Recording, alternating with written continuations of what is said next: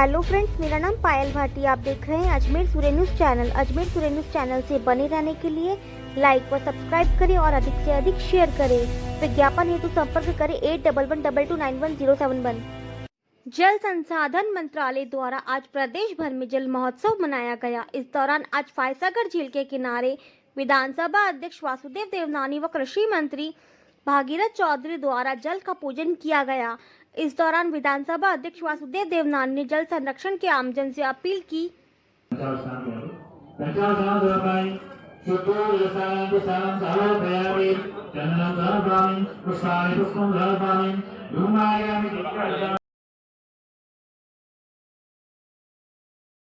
क्योंकि पानी तो अपने भारतीय संस्कृति के साथ जुड़ा हुआ है और इसके लिए आवश्यक है। अभी आपने देखा जब अपने सरोवर की पूजा की उस समय देखिए, हमारा ये जो प्रदेश है विशेष तौर से यहाँ 3 वर्ष में 2 वर्ष वर्षा कम होती है, 1 साल वर्षा ठीक होती है।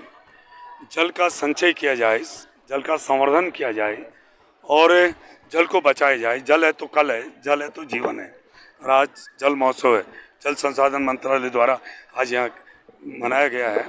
ये इस बात का द्योतक है, हमें जल को भी बचाना है, प्रकृति को भी बचाना है और हमें इस वृक्ष भी ज़्यादा से ज़्यादा हमें, जैसे प्रधानमंत्री जी कहा, एक वृक्ष अपने माँ के नाम, और उसी का परिणाम है कि राजस्थान में हमारी मुख्यमंत्री जी के नेतृत्व में, भजन लाल जी के नेतृत्व में 7 करोड़ वृक्ष राजस्थान में लगे हैं।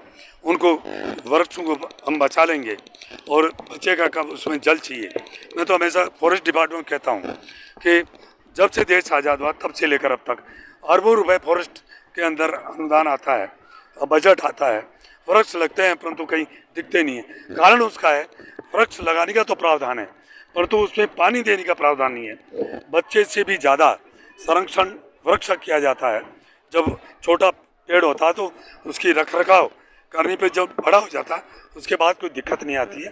तो मैं तो कहता हूँ कि वृक्ष लगाने के साथ साथ उसमें पानी भी दे 2 साल तक, ऐसा प्रावधान अब करना है। और हमारी राजस्थान सरकार और हमारी देश के प्रधानमंत्री मोदी जी के नेतृत्व में जो काम हो रहा है, और मैं तो कहना चाहूँगा कि हमारा कृषि प्रधान देश है।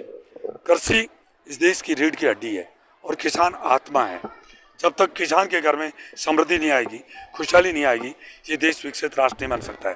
परंतु खुशी की बात है कि हमारे देश के प्रधानमंत्री नरेंद्र भाई मोदी जी के नेतृत्व में जो 10 साल में इस देश के किसानों के लिए, चाहे किसान सम्मान निधि देने की बात हो, चाहे MSP बढ़ाने की बात हो, चाहे कृषि बजट और बढ़ाने की बात हो, और जो किसानों को जब खराबी के ऊपर मुआवजा देने की बात हो, 10 साल में जो किया विकास देश की आज़ादी के बाद करते तो आज किसान के घर में समृद्धि आती।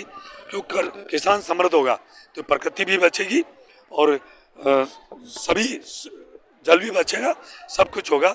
इसलिए प्रधानमंत्री जी ने अब कहा है कि प्राकृतिक खेती करिए। प्राकृतिक खेती में अनावश्यक जल का अपयोग नहीं होता है, जल का संरक्षण भी होता है और धरती भी बचती है। इसलिए अब प्रधानमंत्री मोदी जी के नेतृत्व में इस प्रकृति को बचाने के लिए, इस धरती माता को सुरक्षित रखने के लिए, जल को भी बचाने के लिए, इस वायुमंडल को बचाने के लिए सारे जो उपाय हैं वो सब किए जा रहे हैं। और मैं प्रदेश के मुख्यमंत्री जी को और यहाँ प्रशासन को बहुत बहुत धन्यवाद देना चाहूँगा जो आज जल महोत्सव का यह कार्यक्रम रखा गया है। आज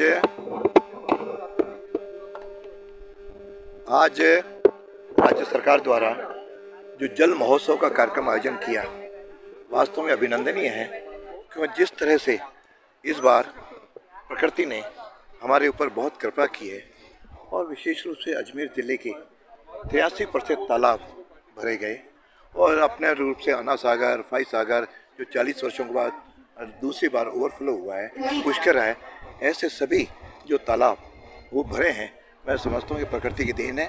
और जल का तो सनातन संस्कृति के साथ बहुत पुराना संबंध है। हम हमेशा जल का पूजन करते आए हैं और नदियों की पूजा, गंगा, यमुना, सरस्वती, हम हमेशा हमारे सुबह भी पूजन में आता है और हमेशा जल कलश भी रखते हैं।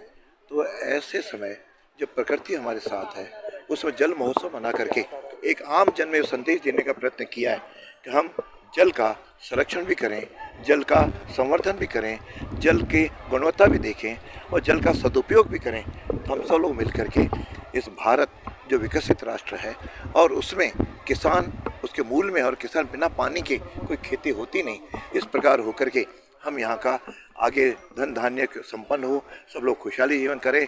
और विष्णु भगवान जिसका यह उत्सव प्रतीक है और आज के दिन अपने योग निद्रा से करवट भी लेते हैं, तो ऐसे अवसर पर इस प्रकार का कार्यक्रम करना हमें एक नई ऊर्जा और नई प्रेरणा देता है।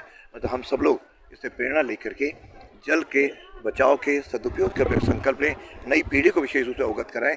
और अजमेर में जिस प्रकार की स्थिति बनी इस बार जल भराव की, उसके लिए भी अपना ड्रेनेज सिस्टम को भी ठीक करने के लिए प्रशासन को हमने निर्देशित किया है। मैं समझा आगामी वर्षों में बरसात ऐसी होती रहे, लेकिन हम ड्रेनेज सिस्टम ठीक करते हुए जन को किसी प्रकार का कोई दिक्कत ना आए, इसलिए हम मिल करके जल के संवर्धन में सहयोग करेंगे। मैं एक बार पुनः जय झूलनी एकादशी की सबको अपनी ओर से शुभकामनाएं देता हूँ, बधाई देता हूँ।